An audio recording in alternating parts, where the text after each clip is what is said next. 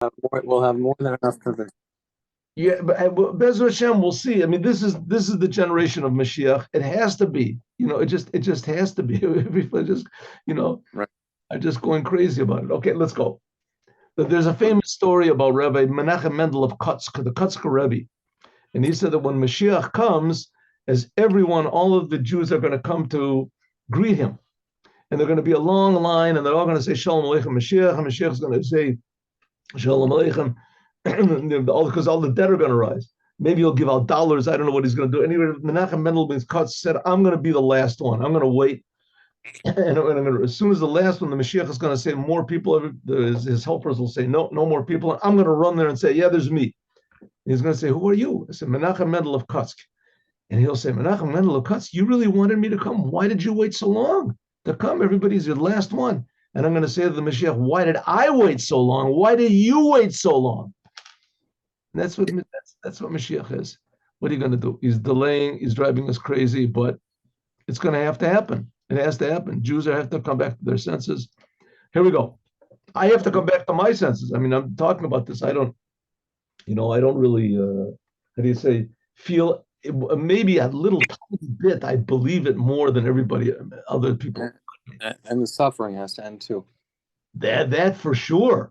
That's the whole point. That's the whole point of the thing. The suffering. I mean, that's not the whole point, but that's as far as we're concerned. And also by the non-Jews. It says that's why even the non-Jews should be awaiting Mashiach, because Mashiach is going to put an end to the suffering and the frustrations of the world. Here we go. Ready? Let's go. Let us record on this. We're already recording. Okay. Zot tiyeh Torah Metzora b'yom tarato. This was the law of the Metzora on the day that he is purified. He was purified. What's the Metzora? We talked about this last week. Interestingly enough, if you remember, we learned in the Devar Malchut of the Rebbe, the last week has a nice name to it. Tazria, a woman when she gives birth.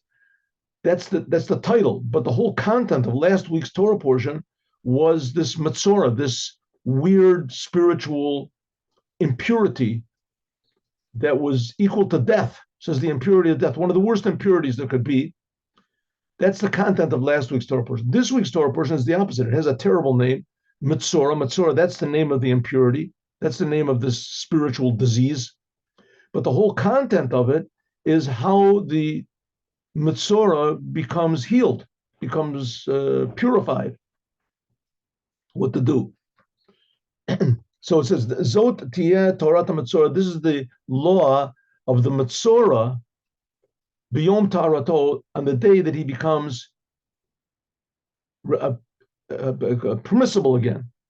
So again, just to remind everybody, Metzora was a discoloration of the skin, not of the whole entire skin. In fact, if the whole entire skin, if a person's whole body is covered with Metzora, then he's not impure. It has to be that left. These are laws that don't make any sense, but life basically doesn't make any sense. And that's what these laws are. A person that has these laws have to be very, very exact. He has these signs on his skin, a blotch with a hair in it, and etc. Then that person can never go to the holy temple for the rest of his life. And he has to be separated from the people, etc. Right? Can't go until the signs go away. Then the signs go away. So there's another weird law here that even if the person has the signs of impurity, and it's clear that he does, and everyone says that he does, it has to be a Kohen that comes, one of the priestly family, Kohen, and he comes and he looks at it and he says, this is impure. And even if the Kohen himself is not an expert, and he has to have an expert, even if it's a child, right? And he says, an expert tells him, this is Tzorat. Oh, that's Tzorat. I didn't know yet. Say that he's impure. I don't want to say it. If he doesn't say it, then the man is not impure. It is not. In fact, you can delay it. A person that gets married, he's going to get married. All of a sudden, he sees a blotch of this coloration. He can wait until he goes to see the Kohen, until after he gets married, the 7 days of rejoicing. And then the Kohen says he's impure. He has to leave, go outside of the camp, and he's impure, right, until the signs go away. And then when the signs go away, he remains impure until another Kohen comes along and says, you're pure. So the whole thing depends. It doesn't make any sense. The whole law doesn't make any sense. But despite that fact, it's the worst type of impurity that there can be, except for death. Death is worse. But a person, if you're in the same room where a person that has Metzora, then you have the same law as him, right? You have the impure, almost the same. You're impure. Okay. So this is the law of the purification of the Metzora on the day that he becomes refined. Okay, this is the Torah, the law of the Metzora. Hine, behold, Mevor, it's explained in Eitz Chaim. Eitz Chaim is a very intense Kabbalistic book written by Rabbi Chaim Vital, but it's all the wisdom that he got from the Arizal, from his teacher, Rabbi Yitzchak Luria. This is like about 400 years ago, 450 years ago. What is it? Gate 47, chapter 7 says, Shesibat HaNegayim, that the reason for this Metzora is Machmat, because of Histalkut, removing or Chachma, the light of Chachma. Okay, now this is going to be a little bit Kabbalistic. By the way, what we're learning here is a book of speeches that were transcribed into essays, but speeches of the first Rebbe of Chabad, the one who wrote the book, the Tanya. So this is, and his explanation, and it's going to be not just an explanation intellectual, like what Kabbalah usually is, but also an actual, to how to arouse our hearts to serve God better. So let's go. So it says, what is this? It says over there in Eitz Chaim that the cause for this negoim, this weird spiritual blight, whatever it's called, that a person gets, and just the signs of it are this discoloration of the skin, is because of istalkut or a chachma, that the departure of the light of chachma. We'll talk about what chachma is in a minute. Ki Metzora, a person who is the Metzora, is considered to be like dead. But Kativ, and it says, V'yamutu below b'chachma. It's a sentence in Job. They will die, but not in Chachma. In other words, if there's Chachma, Chachma is life. Okay, so what's going on? What's this Chachma thing? What's this Chachma? It's translated wisdom. We've talked about this a lot of times before. But it says in the Zohar that the secret of faith in God is the 10 Sfirot. The 10 Sfirot, the secret of the 10 Sfirot, is the secret of faith in God. What is the Sfirot? Sfirot are 10 different aspects of our personality and 10 different aspects of God's personality that correspond. Or more exactly, the 10 aspects of God's personality and correspondingly the 10 aspects of our personality. That's one of the meanings that man is created in the image of God. Okay, so what are these aspects of our personality? What does this mean? And just take simple example, love, right? Where does love come from? The Greeks and the Romans, they made gods from these things.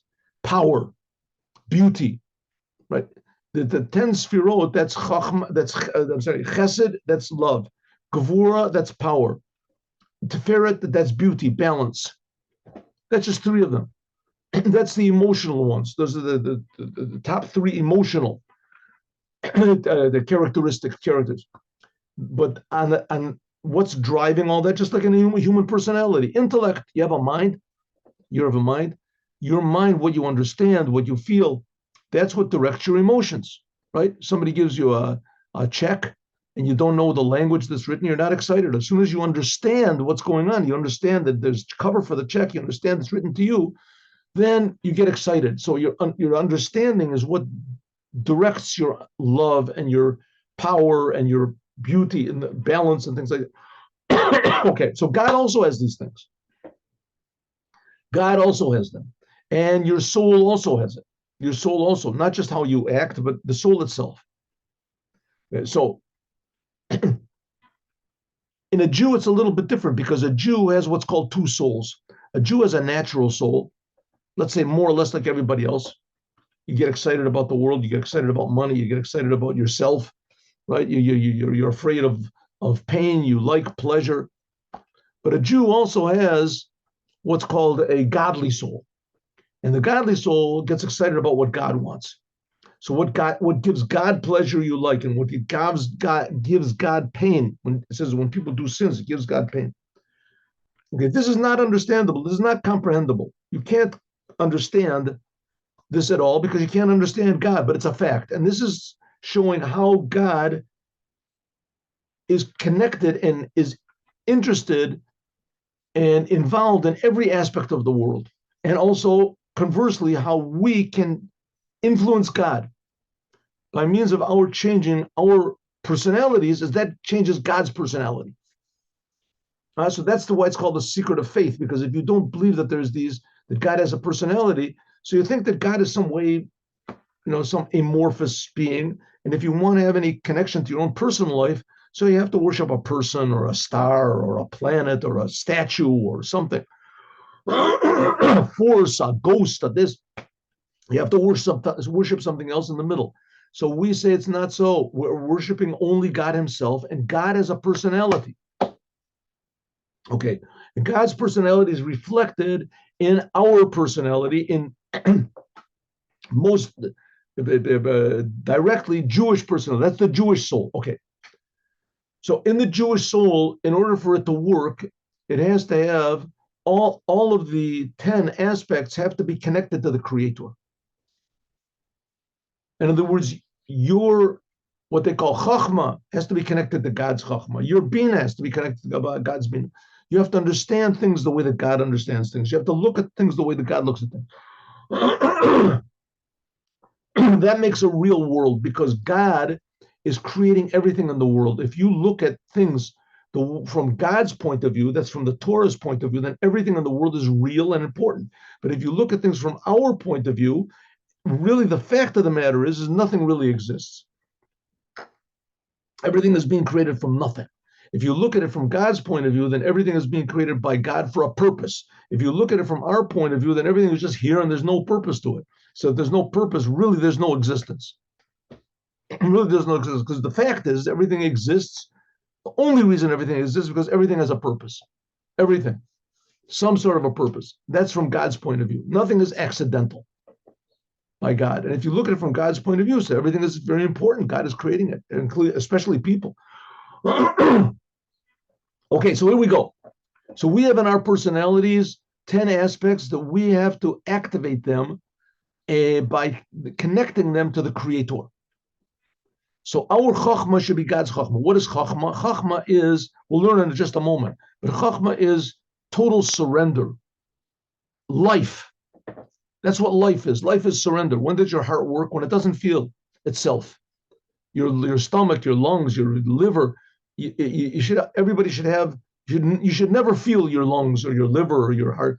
When you don't feel them, then they're healthy. They do their job. Same thing with us.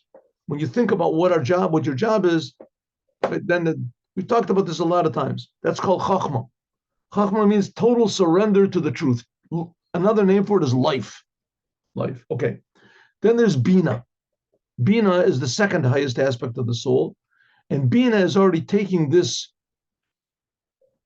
life force to surrender and using it for yourself. I am surrendering. I am feeling. I am I. That's where the I comes from, is from Bina. You think about yourself. So essentially, Chachma is thinking about being aware of God, and Bina is your awareness of yourself, which is a very deep thing, to be aware of yourself, right? Consciousness, that's what famous statement by Descartes, the big French philosopher, I am aware, therefore I exist. That's the basic of all. This is because I know that I exist. And Chachma is knowing certain that God exists. Okay, it says, the Arizal said that when Chachma is not there, that's the cause of tzorat. In other words, you feel yourself more than you feel God. Lahavin said, let's understand this a little bit. Let's understand what is the conscious aspect, the consciousness of Ema, where is this? Of Ema. Ema is mother, that's Bina. And Abba is Chachma, another name, Kabbalistic name for it. Ema is Bina, and what is Chachma? Kine, Mochin de Ema, that a person has what's called understanding. Who kamosh katuv? That's what it says. Ke'em abanim smecha. The mother of the children is happy. What does it mean? Simple meaning is that a woman has children, she's happy. What does it mean by us? It means by means of bina, thinking, understanding God. Nolad ahava, there is given birth to love of God, the simcha and joy in God. The rish eish and enthusiasm, like fire. This is what's called rotzoy. You want to come closer to God. We're talking about relation to God here. To go away, and to be included in God's essence. That was like the two sons of Aaron. Remember we had a couple of weeks ago, the two sons of Aaron, the Nadav and Avihu, that they loved God so much, they appreciated God so much, they realized God so much. Why? What's such a big thing about God? Why? Because God is creating us. Like we said before, God is creating everything. So God is more real than anything you can imagine. God is more real than money. God is more real than God. We're not talking about going to heaven. Heaven is just a little bit of a revelation of God. They felt how good God is. Why? Because they understood. They understood how good God is to them. For them, God creates all being. God is the source of all life. God is the source of all pleasure. God is this. But it's all selfish. It's all selfish. But it's a tremendous understanding of God. When a person has the understanding of God, that's what's called bina, and that's fire. That's fire. That's not wanting to be in the world. The world is a big bluff. The world is a big mirage. And the world is a totally meaningless place. The main thing is to get close to God, the Creator, and you can do it. It's in your your ability. You can do it, and that's what they wanted. Says the Rebbe, that's Metzora. That's not good. There's a level which is above Bina, and that is then this love like flaming fire, namely Mochen da Abba.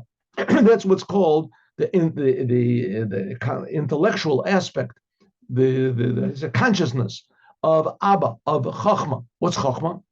Chachma is that you're aware that there's something that is totally above your understanding, and therefore don't get so excited. You're not the king. You're not the boss. You do what the Creator wants. You want to be excited? That's what you want. God also wants to be excited, but He wants you to be excited for a purpose, that you should fix up the world. That's what God wants. God, what do I want? I want to come close to God. God is infinitely good. He's infinitely pure. He's infinitely real. He's infinitely valuable, precious, infinite love, infinite meaning, infinite this. I want to be as close to God as possible. Have nothing to do with the world whatsoever, right? My wife disturbs me. The house disturbs me. Who needs money? Who needs to eat? Who needs to sleep? Just to be close to the Creator. That's what I want. He says, yeah, that's what I want. But what does God want? Obviously, God wants what I want. And not so. Not so. Bina says that's what I want. And you convince yourself that's what God wants. And true, God wants you to get excited about Him. He wants you to appreciate. God. That's the motto of Judaism. Understand, Jews, God is our God. God is one. And then you will love God. Right? Havta, you will love God with all of your heart. God wants that. But He wants it for a purpose. What's the purpose? The purpose is because this world is good. So God wants you to be in the world. So that's what God wants. In order to do what God wants, you have to have surrender. You have to forget about all your love and your this. You have to think, okay, what does God want? God wants you to get married. Come on, that's not religious. That's not burning up to God. Like anybody can get married. Animals get married. That's what I had to do. Yeah, but God wants you to do it. And I'm not finished. God wants you to have a job. Come on. I don't want to have a job. I want to sit down and just pray all the time and learn to God. Good. That's what you want. Right? He wants you to do the commandments. That's what's called Chachma. This is Abba. That's Chachma. She'orin Sof, that the light of the awareness of God. Shora, b'Chachma Eloah, that the pure awareness of God, this is in the upper wisdom of God. And by means of this, Nimshach Bittul, you are surrendered to God. You haven't got any, egotism, drive, you don't want to elevate yourself, but Ratzoy, you don't want to just come close to God. Because there is someone who's loving. It's me. I love, I want, I think. It's very pure. It's very wonderful. It's a very high thing. But it's still, that's not the goal. The goal is this world. So you have to use that enthusiasm to come into the world and be in the world and work. That you have to surrender yourself. You have to do things you don't want to do. This is the idea of bowing down. When you say Modi Manachtulach in the 18 blessing prayer, we say every day. Jews pray 3 times a day, and each time they say a blessing, which is 18 blessings. It's called the Eshmon Esrei. Afterwards, another blessing was added on, but it's called the 18 blessings. So we actually say 19, but one of the blessings is we say Modim, and after look, you bow down. When you're bowing down, you're not just doing a ritual. This is where you bow down. It's supposed to be that you're surrendering yourself to God, coming down. Like it's mentioned about this Beduchte Tuva in a lot of places. Look what it says, etc., etc., etc., etc., etc., etc., etc., etc., etc. This is Imrotz Libcha Shuv Le'echad. It's in the book of which is called Sefer Yetzirah. It's book of Mishnayos Kabbalah in Kabbalah. It says if your heart runs, return back to the God's oneness. What does it mean? Al Yedei Bittul, if your heart is running to God and you want to get closer to the spiritual and you realize how stupid and they say fickle this physical world is, and you want to just come to close to God, good idea, but not right thing to do. Because if you have surrender really to Hashem, to God, then there's drawn down this level of shuv, coming back into the world, drawing godliness below in the world. And this, there has to be giving vessels. Otiot, HaTorah Shebachtav, and Torah Shebal. That's the purpose of the Torah. And so now we're getting to something unusual, and this is one big difference between Judaism and the God of the Jews, the Jewish people, to all the other nations in the world and religions in the world, and even the gods that are worshipped by the people of the world. In Judaism, we say that God personally gave the Torah. God personally gave the Torah. He gave every religion has a book, but their religion was given to one person, 2 people, maybe a little group, something like that, and nobody knows if it's true, if it's not true. They believe it was true. They believe that it's true that this person came and he saw and he was revealed, an angel came to him, a spirit came to him. Whatever it is, nevertheless, it's by the Jewish people, everybody, 3 million people, all saw and heard God and Mount Sinai. And this was after God personally took them out of Egypt and the whole story. So what did God do in Mount Sinai? So you figured he would say a couple words and that's it. What do you have to say? Just the fact that God took you out of Egypt is enough. Give a couple commandments, and then that's all. You have to, every day you have to, make a little mark between your eyes or something. Just remember God took you out. No, 613 commandments. And then that's only the commandments which are obvious. Then one of those 613 commandments is that the rabbis have to make commandments. And for that opens up a whole new door that what the rabbis, genuine rabbis, what they say, that's also God's will, just like in Mount Sinai. It's a little different category, but that category is only because God said there's a different category. It's not because it's less valuable. So that's the whole idea of the written Torah. The written Torah, that's what Moses received at Mount Sinai, gave to the Jewish people. And then there's the oral Torah. God purposely gave the Torah in a way that it has to be explained. It has to be explained. Some of the things God explained to Moses. Some of the things God wants the Jewish people, for them, to explain. That's what the rabbis of the Talmud. And if we remember, we learned last week that the rabbis, with the power of the Torah, a lot of them had the power to raise the dead. A lot of them had the power to raise the dead. There's one whole big religion that says that one guy raised a dead person, therefore he is the Lord and he is the Messiah. And first of all, Messiah has nothing to do with doing miracles. He doesn't have to do miracles, even though he will, but that's not one of the criteria at all of Mashiach. But the raising of the dead, it says that the Ezekiel raised the dead. He raised like 20,000 people. How do they have the power? From the Torah. The Torah is what gave them the power to raise the dead. And in fact, why? Because when God gave the Torah, Mount Sinai, it said the death stopped. It was the same thing as like before Adam ate from the tree. So the Torah contains in it the power to raise the dead. Of course, you have to learn the Torah with the proper attitude, with the proper surrender to God. And that proper surrender to God, that's the feeling. But the vessels for it is the Torah, Torah Shebal Peh, Torah Shebechtav, the written Torah, and the oral Torah. So the written Torah and the oral Torah, they're not just books that are in the library. They're not just books that are in the library.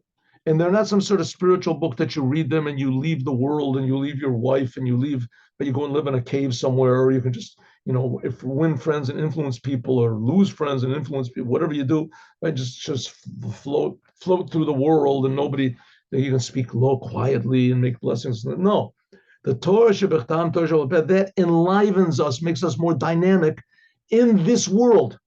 Because why? Because it's ideally, that's what the purpose is, doing the same thing that God did.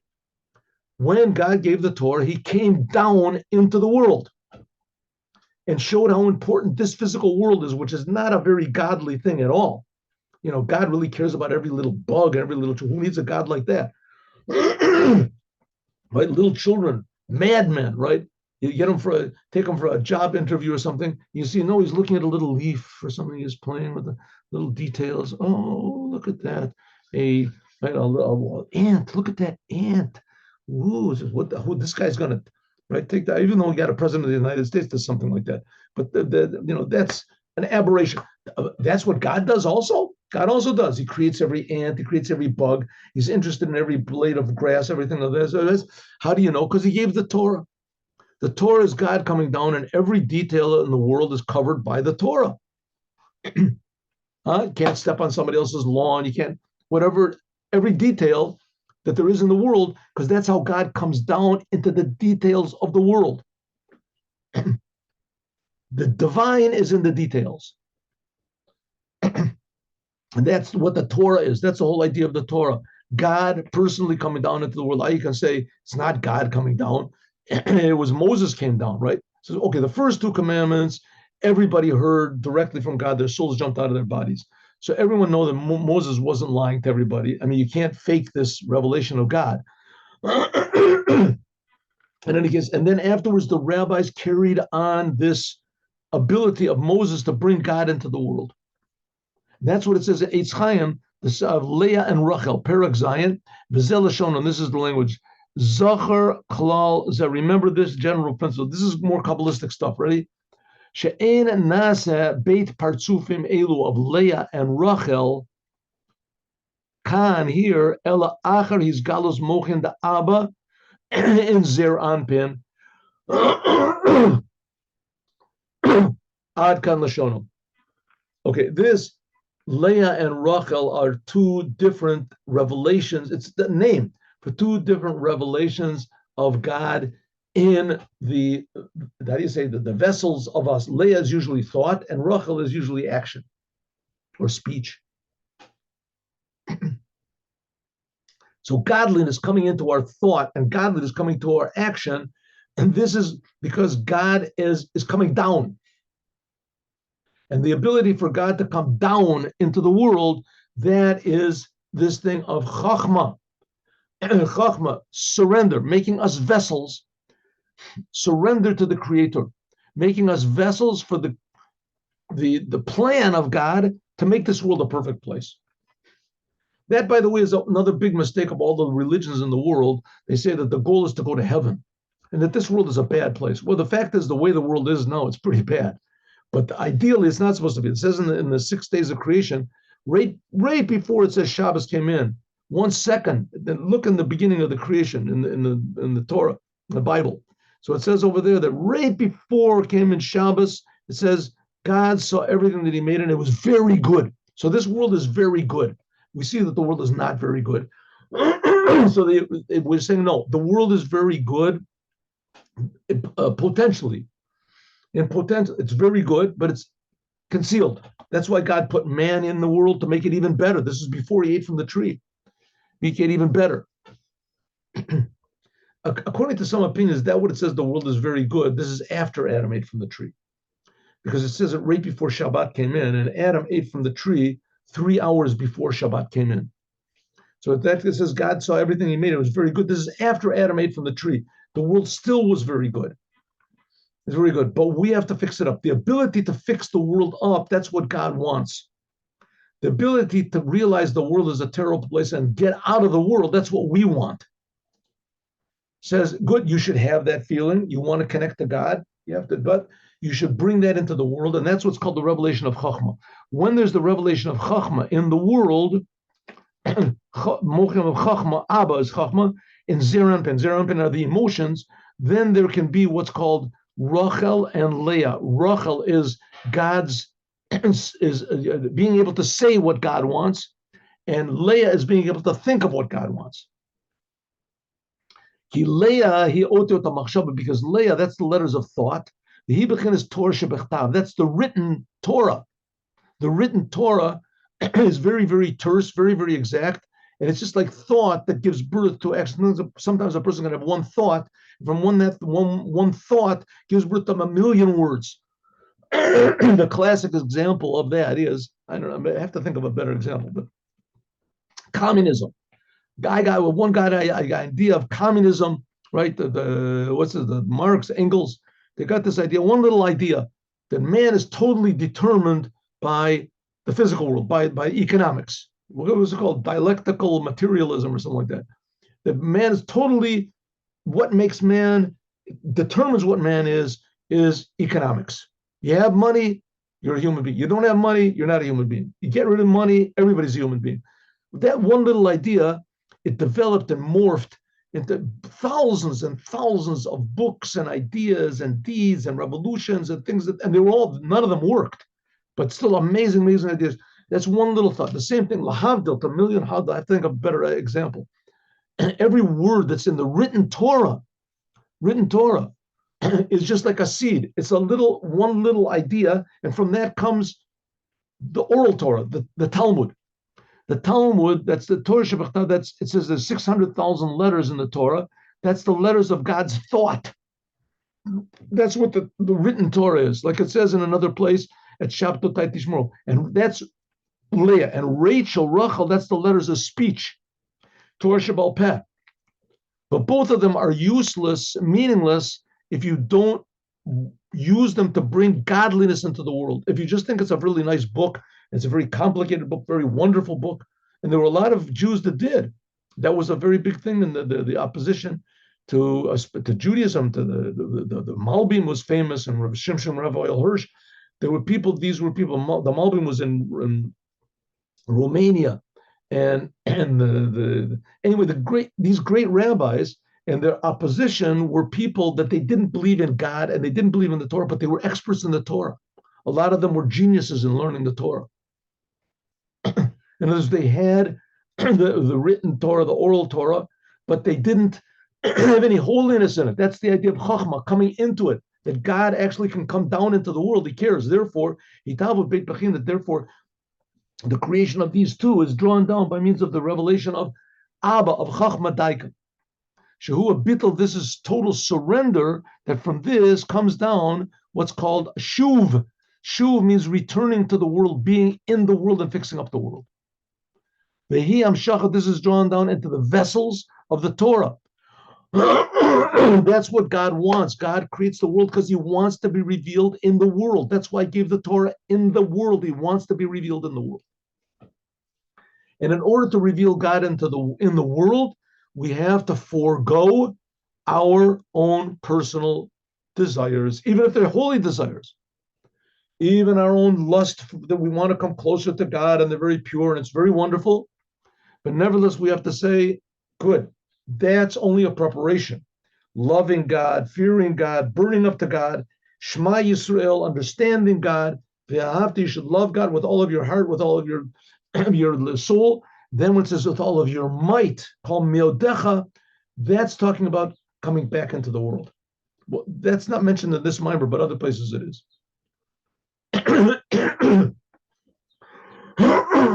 Excuse me. So that's all done by what's called this aspect of Chachma. Chachma means total surrender to the Creator. which is not the case, the level of Mochin de Ema, Shemayim, that from them is drawn down, Ratzoi, this is drawn down, what's called running to God. Ema means understanding, higher levels of understanding, deeper levels of understanding how miraculous, amazing, how beautiful and wonderful God is, and how tremendously deep and intimate is the creation, how much love God has for us, right? All you want to do is get closer and closer and closer to God. Good thing. But if that's all you have, then istalkut me'akelin, then you go away from the world and you go away from the letters. You don't care about anything. You just care about yourself. Lochi, and therefore, this is just telling us places to look. Lochi, and therefore, machmas istalchus mochin da abba.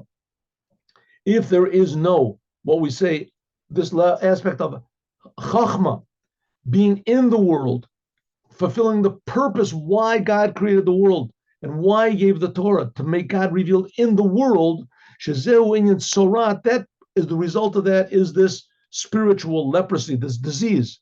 The Targum of Segiro, the translation of that is Segiro, to be closed away. From this comes out she'ein nivnein partzofim. There is not built what's called the aspect of Leah and Rachel. You don't bring the thought of God, the written Torah, and Rachel and the oral Torah into the physical world. V'yotzim, so what does come? Negaim, these blemishes. She'eit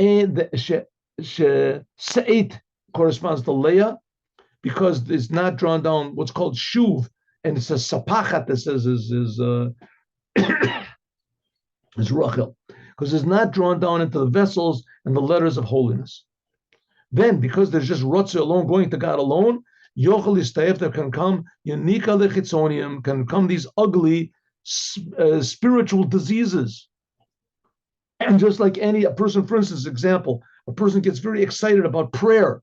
If he doesn't use Torah, Yochel Ishavus, Mislavus, there can come, because of your excitement when you're praying, Dinim Kapeda, all sorts of anger and lust and things like that, and gossips and such.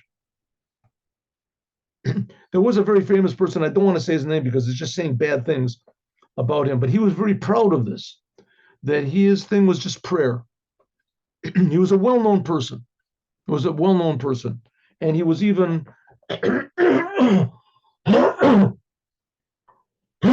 was from Chabad. He was very close to the previous Rebbe.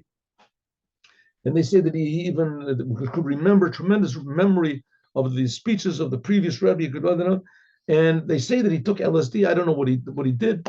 But in any case, he got very excited about coming close to God and explaining how good God is, and to be the thinking about God, hitbonanut, and contemplating God and meditating on God, and being excited about God and loving God and this, but he didn't do any commandments.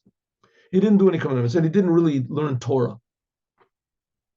And from that can come all sorts of bad things. I don't know personally if this person really did any, got involved in negative things. As far as I know, he did not. But generally speaking, it can be that if a person understands God and wants to come closer to God, and it reveals how false this world is, so it can come to tremendous, excitement about God and connection to the truth and connection to to what's infinite and connected to what's unchanging and the things. But the fact is, he's not doing his job in the world. He has to be removed from the world. The world disturbs him, unless when it comes to teaching others. So what's the Rebbe talking about? The Rebbe is talking about here what the God of the Jews is. We say, Ein Kelokenu, there's nothing like our God. The purpose of the God of the Jews is to reveal that everyone in the world should feel that they're being created, and that everyone should feel that they're very important, and that they're very loved, and they're unique, and they're indispensable. Everyone should feel it. God is creating them. Now, even though that it's feeling God is not like, going up on a roller coaster, or, taking some drug or something like that, that you feel, all of a sudden you get drunk, you feel something. This is a feeling of not something that's within you, smaller than you. You feel you're within this, so to speak. You're part of something bigger. Right? You're part of something bigger, more real than yourself. But this reality of yourself puts the stress on who you are, that you should be in the world doing what God wants and not what you want. And that's the idea of Rotzev V'Shov, going closer to God. That's Bina, but coming back into the world and making the world a godly place. And that's the whole purpose of the business. And that comes from Chachma, total surrender to do what the Creator wants, not what you want. And if that's lacking, says the Rebbe, then that's a disease. That's not a good thing. It has to be fixed up. That's what the Torah is talking about. And that's what we'll talk about tomorrow. Just by the way, that's the idea of leaving Egypt and going into Israel.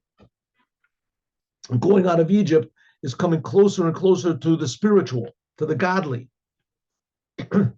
They left Egypt. Egypt was a place of defilement and egotism, and they were servants of Paro.